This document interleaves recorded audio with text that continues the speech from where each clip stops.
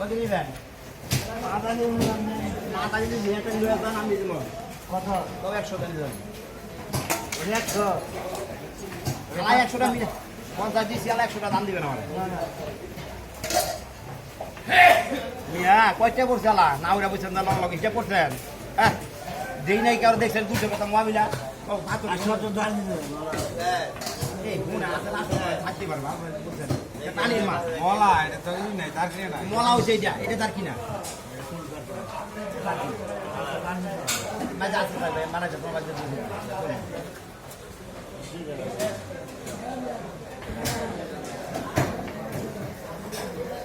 তো কম লাগে বন্ধ হয়ে গেছে আর 1 কেজি মাছ বাড়তে 10 টাকা